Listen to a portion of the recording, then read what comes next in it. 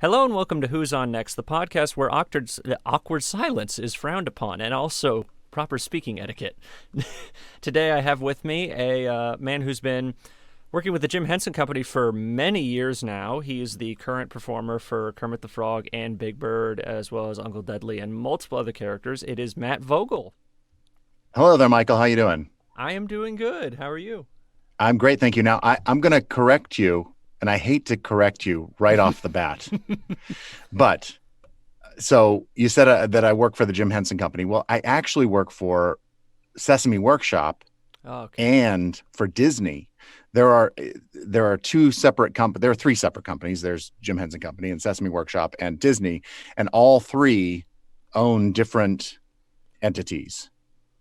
So obviously, Sesame Workshop owns the Sesame Street characters like Big Bird and the Count. Right. Yeah. And the Disney Muppets are Kermit the Frog, Miss Piggy, Fozzie Bear, etc. And the Jim Henson Company, they're the Fraggles and the Dark Crystal, and a ton of animated shows for kids and other stuff too. See, I always just figured that I guess I always thought that just the Jim Henson Company was just kind of merged into the Disney Corporation. I just figured it was like a partnership kind of thing. Yeah. No, they're separate entities. They create their own.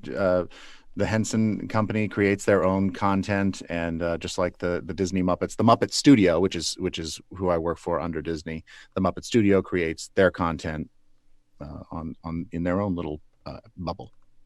Okay, I actually did not know that. I just always kind of figured the Muppets and Disney were the Jim Henson Company. I just figured was just part of the. It's not uncommon. Most people just lump the Muppets in as all one big group because and it used to be that it was a partnership among the Jim Henson Company and Sesame Workshop. Right, because I knew Sesame Workshop wasn't, because I knew that was technically part of like a different subsidiary. So I knew that wasn't part of Disney, because that's how it can be on HBO, I believe. That's how that works. Yeah. Yeah. But Jim Henson Company is its own thing. All right, so just get this started. See, we're all learning. We're learning something new already. I feel that I've been feeling my job here is done. I've given that information out. I think I'm good. This will be the shortest interview I've ever done. It'll be 6 minutes. Yeah. There we go. Well, thanks for coming on. We've now cleared up everything I need. There we go. Okay, I guess getting this started. So, where did you get your start? Just as a whole. Well, I got my start in Kansas City. That's where I was born. To my mother and father, and I've got one younger brother, and I grew up in Kansas City. I was always fascinated and enamored of Sesame Street.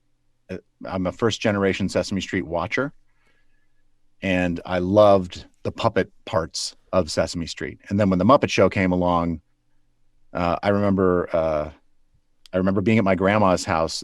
My grandma lived on a farm, and my family on Sunday night would watch Hee Haw, and then the Muppet Show, or maybe it was the Muppet Show then Hee Haw. I don't know, but it was on that same evening, the Sunday evening. That's when it was syndicated in rural northwestern Missouri, which is where my grandmother lived.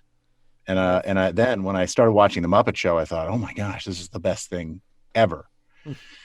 And from there, I kind of, because I could see, every once in a while you could see like just the tip of the head of a performer or you could see their head on the bottom of frame sometimes. And that made me even more curious about puppetry, because I already loved the characters, but then wanting to know what was happening there below the frame, I wanted to know I just wanted to know how it all worked. And there was this great book called Of Muppets and Men that was about the making of the Muppet Show. And inside it was chock full of pictures, of behind the scene pictures of Jim Henson and Frank Oz and Jerry Nelson and Dave Goelz and Richard Hunt and Louise Gold and all these great Muppet performers watching monitors and holding puppets above their heads standing. And I was so fascinated by this that I had to make my own puppets. So I started to do that, and I'm a terrible puppet maker.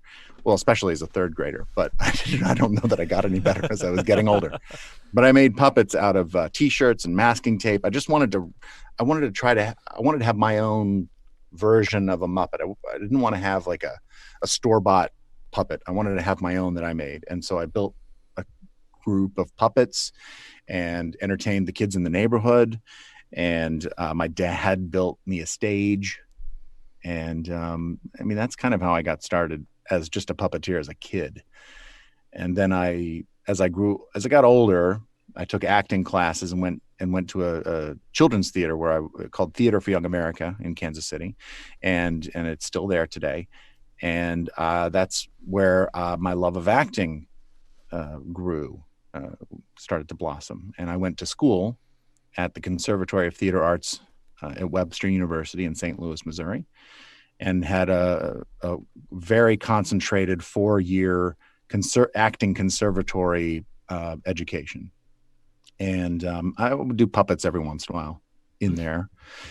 But my goal was, I think, to be an actor then. I think I'd put the puppets away primarily. They became really a tool for me just to make money if I needed to make money. I did that during summers at college.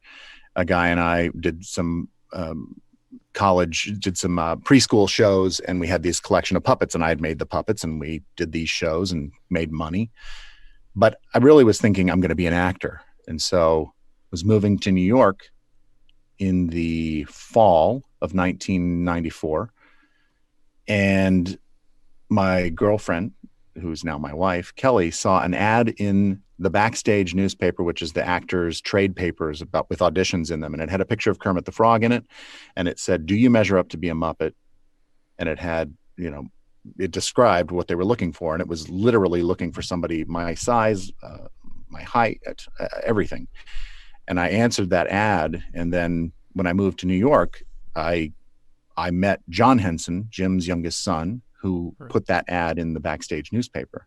Yeah. And he auditioned me to be the Coca-Cola polar bear with him. They had this version of the Coca-Cola polar bear that was built to go to shopping malls and to grocery stores and to Coca-Cola events.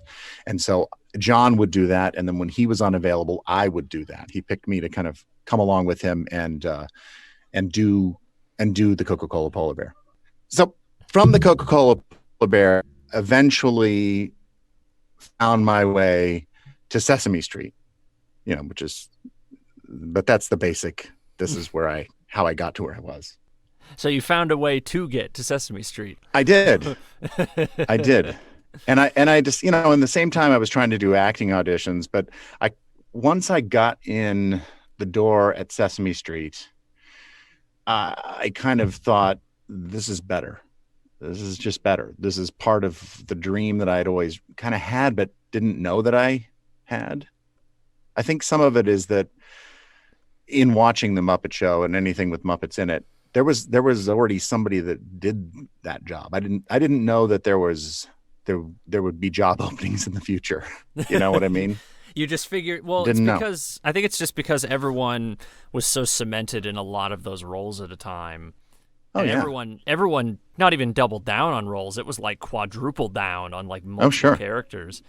I think it was just, there was occasional outside people. I know John Lovelady was a person who did puppets on occasion. Yeah, early on, yeah. Yeah. Mm-hmm. I'm trying to remember who else, because I know there used to be, I know Janice used to be performed by a woman at first, and then it went to Richard.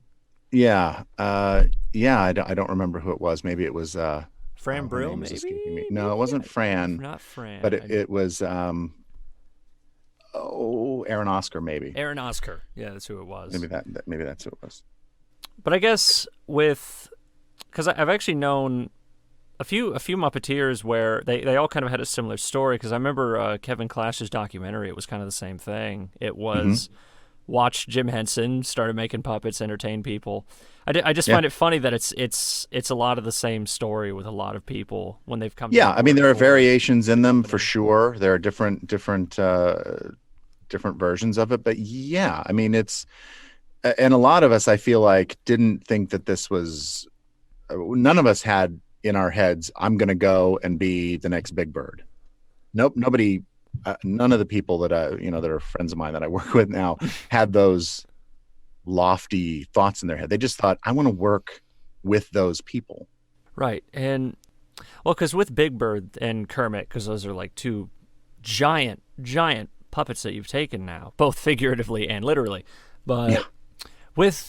because I know you were understudy for Carol and Jerry Nelson and a few other people. I guess how does the process work to become an understudy for a Muppeteer? Well, there's one person that plays the character, and the reason is because that's the purest form of the character.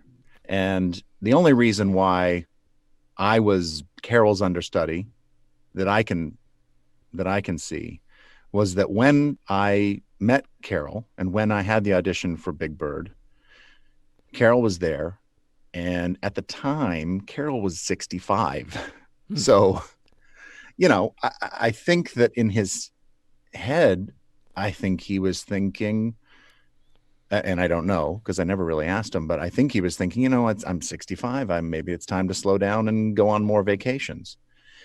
And but he kept going. But I think maybe it was comforting to him to know that I had his back. But there are no understudies. Nobody understudies anybody. I didn't understudy Jerry.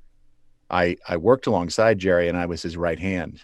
I was the right hand performer for the Count for many years. And then when Jerry got too sick, he couldn't put the puppet above his head anymore, and he was on oxygen. He told me to put the puppet on, and he sat 8 feet away and did the lines and did them live to the floor. And I would catch the lip sync and lip sync to his live performance on the floor. And I could hear him breathe because, with oxygen, you can hear like a little intake of air, and I could hear him breathe, and I knew when he was going to go. But, and he was so consistent. His performances were so consistent, and his acting was so strong. And I had him on headphones like I'm wearing now. I had him on headphones so I could really hear him, and he was really inside my head. And we did that for a few seasons until Jerry passed away. But there was not with the Count and not with the Sesame Street characters. There was never an event where Jerry said, I want you to take these characters. Wow. I want you to be the guy carrying on. It was just after Jerry died, it was just understood that was the way it was going to be. It just seemed that was right just at that point. The choice. Basically. Yeah. Now for the Disney Muppets, for Floyd and for New Zealand and Crazy Harry and Pops and Robin and Dr. Julius Strangepork and Camilla, and I can't remember if I'm missing. I don't know if I'm missing anybody, but those were all Jerry characters. And around 2007, Steve Whitmire, performer of Kermit before myself, really wanted, because Jerry had stopped traveling for the Disney Muppets, and he was really only doing Sesame Street at the time. And he really wanted somebody, a consistent person, to be playing those roles. And I'm sure Jerry did too. And I'm sure that the Muppet Studio did as well. And also the character of Janice and Scooter didn't really have a designated performer at the time. And so there was a little meeting in a hotel room with Jerry. It was Steve and myself and David Rudman. And we just sat with Jerry and asked him questions, and he talked about his characters with the understanding that one of us, there was another performer there, Martin P. Robinson was there as well. And with the understanding that one or two of us would be taking those roles and carrying them forth, it was kind of a given that David Rudman would be playing Scooter and Janice, because he was very close with Richard Hunt. And I guess because of my relationship with Jerry, the decision was made after that meeting that I would be carrying on in the roles that Jerry could no longer do because he was no longer traveling. Right. And That's how that happened. I mean, I guess with Big Bird and Kermit especially, was there this level of I don't know, like intimidation for having to take over, or not even, I don't even know if that's the right word, for taking over a role. So it's a good role. It's a good word. It's a good word to use. Intimidation. I guess just intimidation. Roles so massive, just massive iconic characters. It is. Yeah. I mean, those are characters that I grew up with. Both of those characters. Both characters I was inspired by as a kid. I obviously never had it in my head that I would ever be playing these roles. It could be very intimidating, but I cannot let myself fall into that intimidation or even think too hard about the responsibility of it. Do you know what I mean?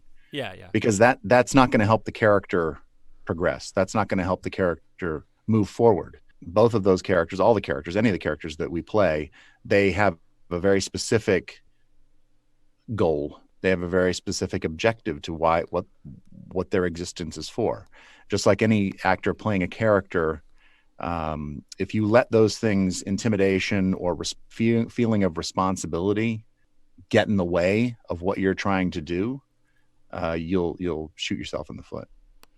Well, on top of that, there's also the Count and just so many other characters.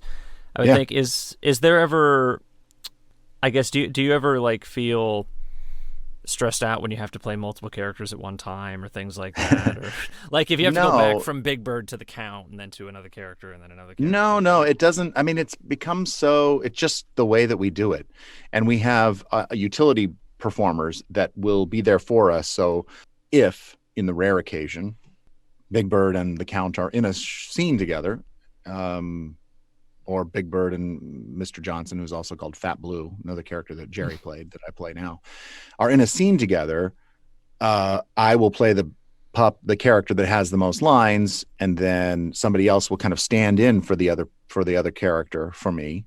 And then we'll go back and do it again, and we'll do close-ups with that other character, and I'll perform it I'll perform that other character in close-up. And that's usually how we do it with all of the Muppet characters, whether it's Sesame Street or the Disney Muppets, is that because a lot of times, for example, Eric Jacobson plays Fozzie and Miss Piggy and Sam and Animal. And sometimes, especially with Piggy and Fozzie, those characters do tend to live in the same world and interact occasionally. And when that happens, another performer puts on the puppet for Eric, and then we all discuss about how it's going to work out the scene, and then Eric will perform one character, and then he'll turn around and he'll perform the other character. Oh wow! So there's not a lot of times where they have an actor come in and like they just dub the line like later or something like that. Like, do they not do that usually or something?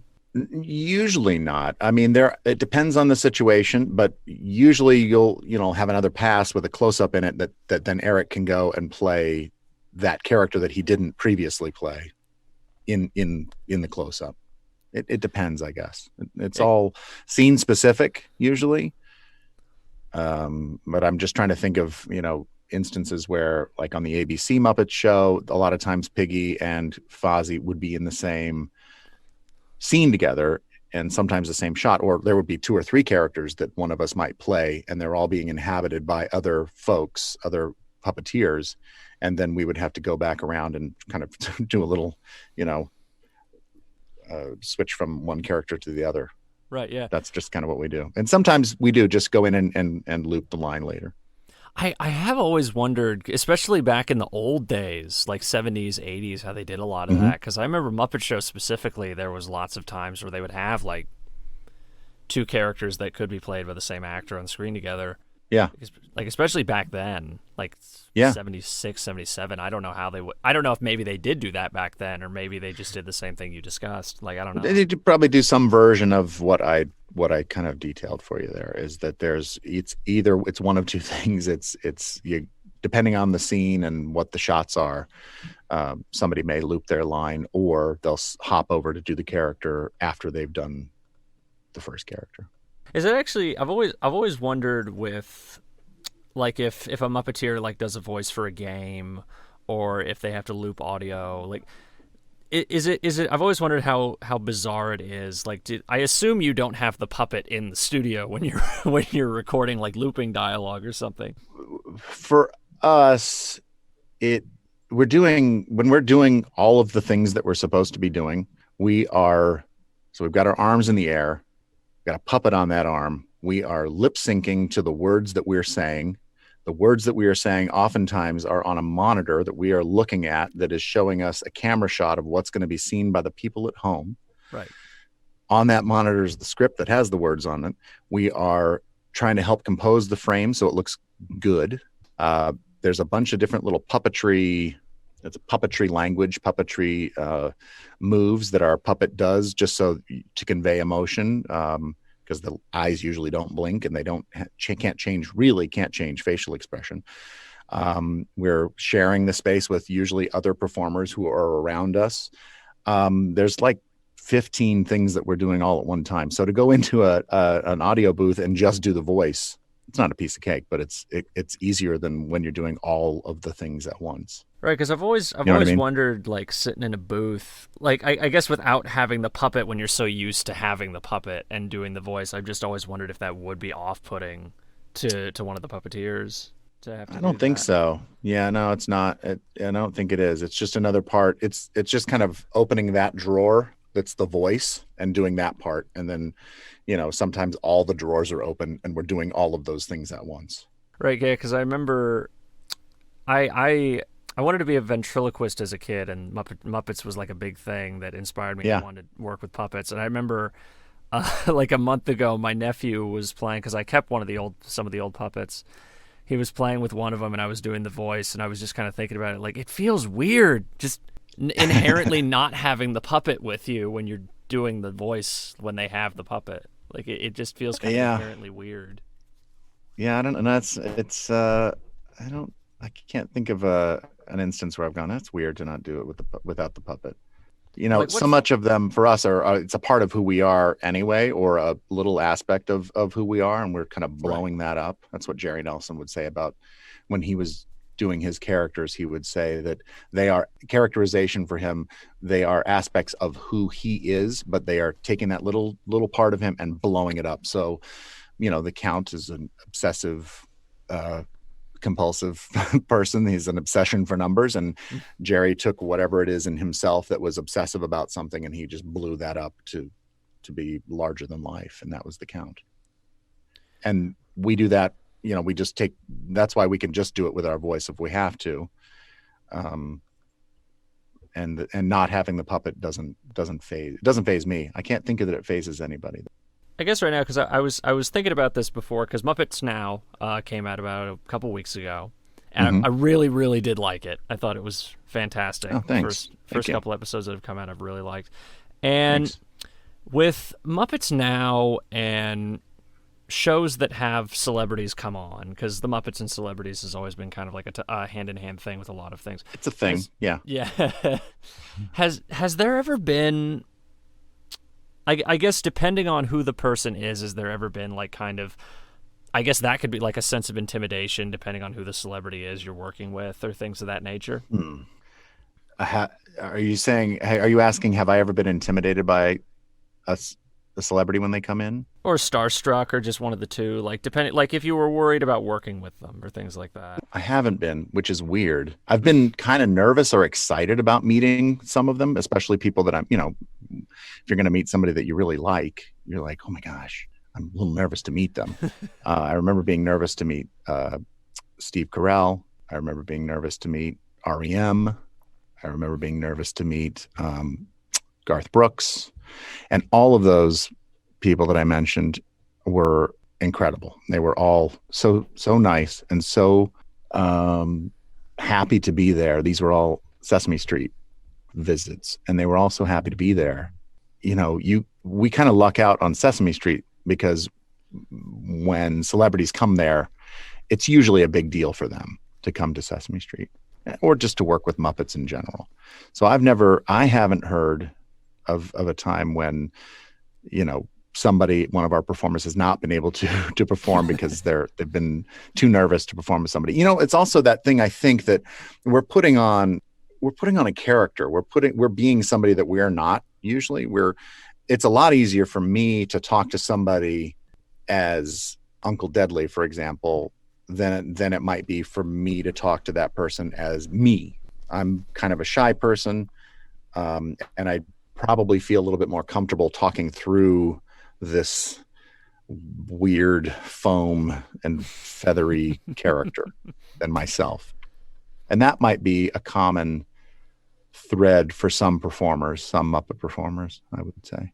I mean, I think it could be like a form of projection, which I think makes sense, because I've known people where when they get in character, they just, even not even just puppeteers, just, I think like character actors or comedians, just when they get into a role, they just forget everything and they just get so into it that they just don't think about it.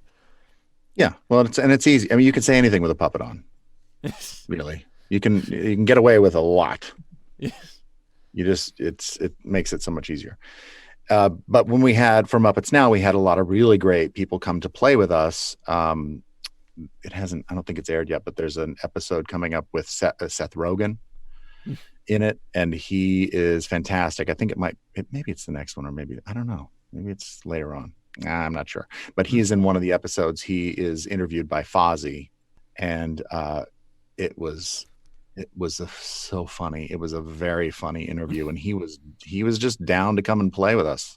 He was there to have fun and enjoy, and I love Seth Rogen, and but I didn't feel nervous to have him there.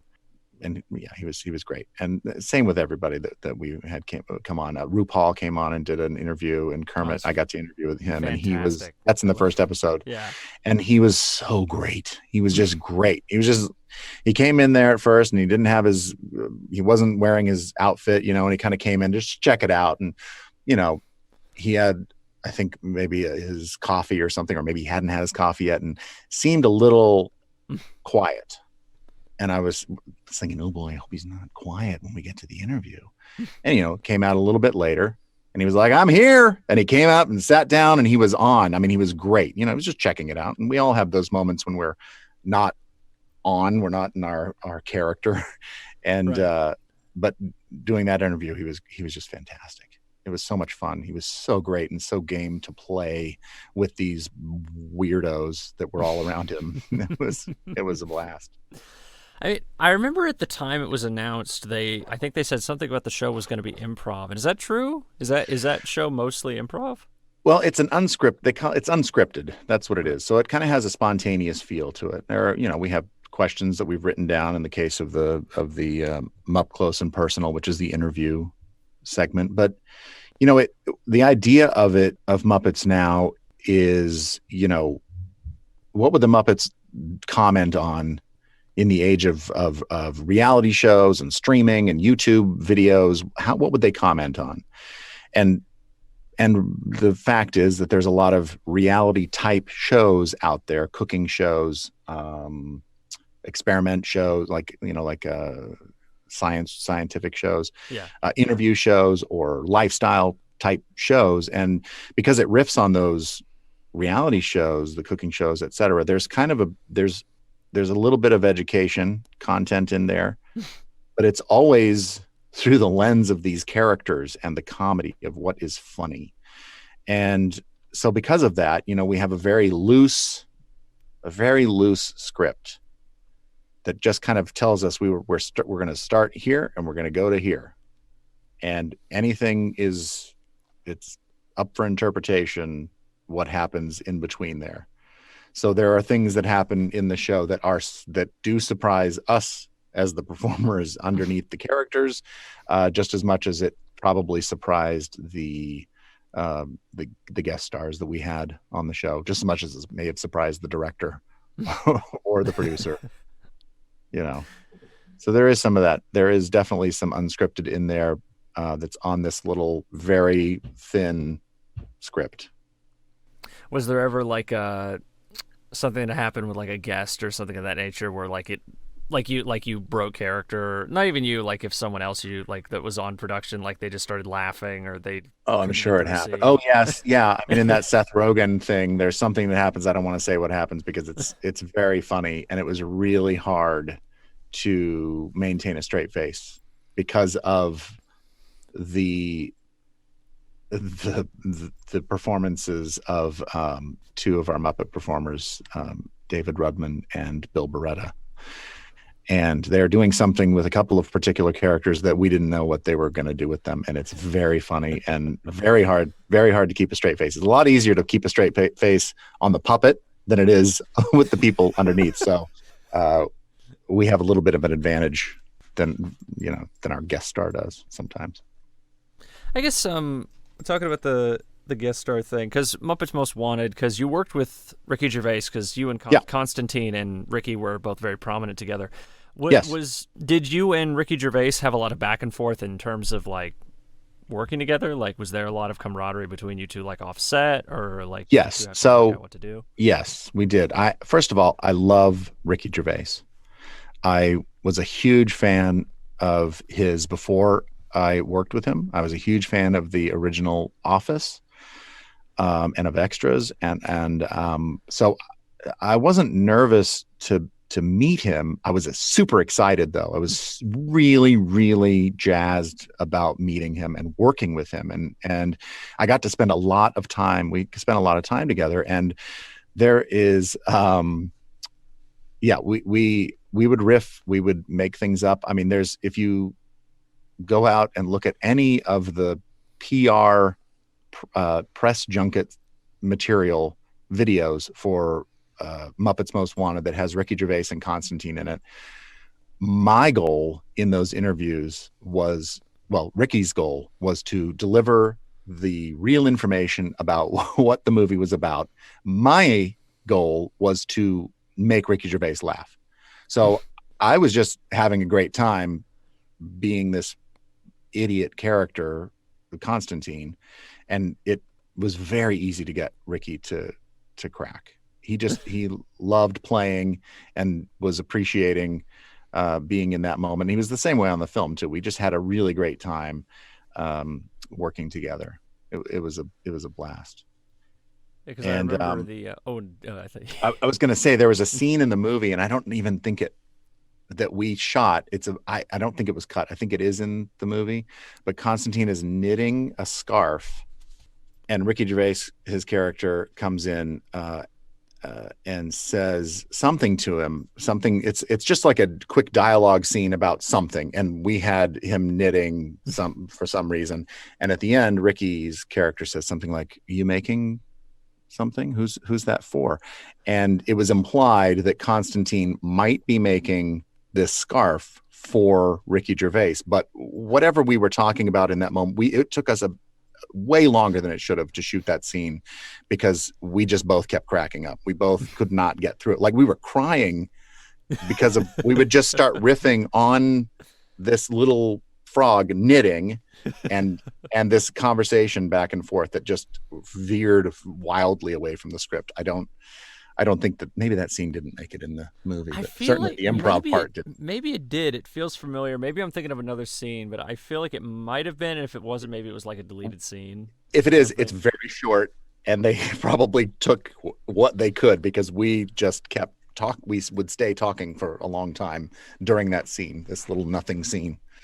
Anyway, it was a blast. I always found it so impressive watching Muppet bloopers. Like even back in the day, I always am impressed that everyone stays in character, even if they mess something up. I'm pretty really much impressed by that.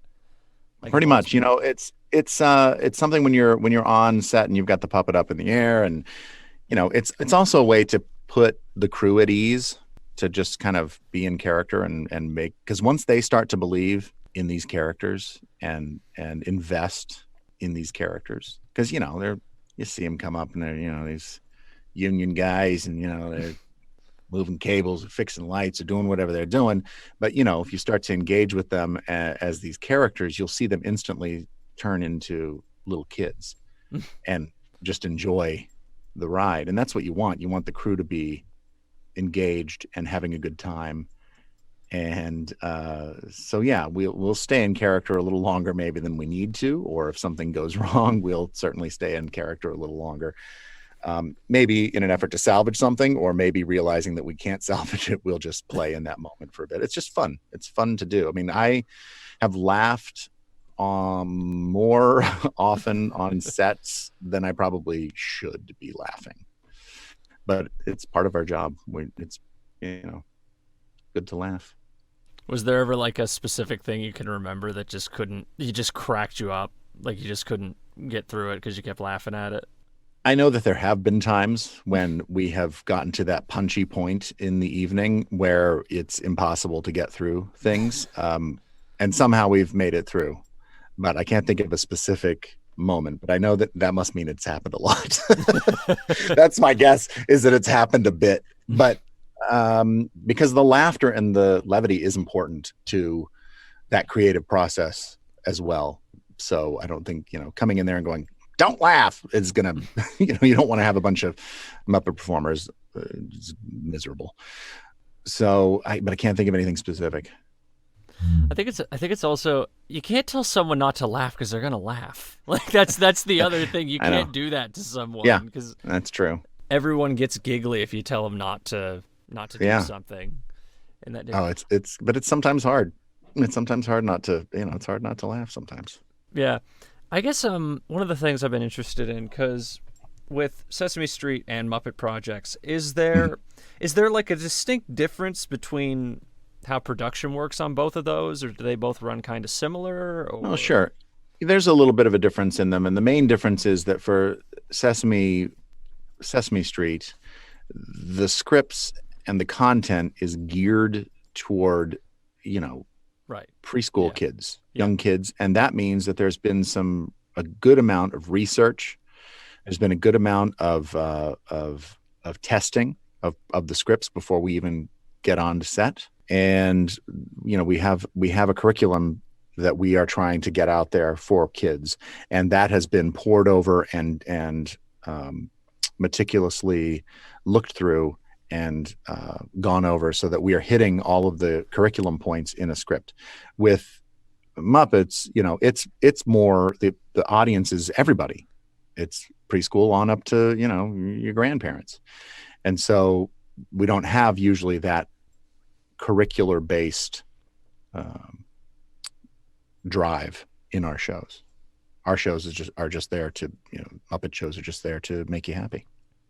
And I got to say, thank you so much for doing this.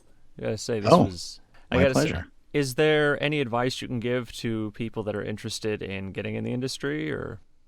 Well, the first thing I would say is that, what came as a surprise to me until I got that book, that Of Muppets and Men, The Making of the Muppet Show book, that we perform to a monitor. Muppet performers perform to a monitor, showing you what you see at home. Exactly what you see at home is what we are performing to.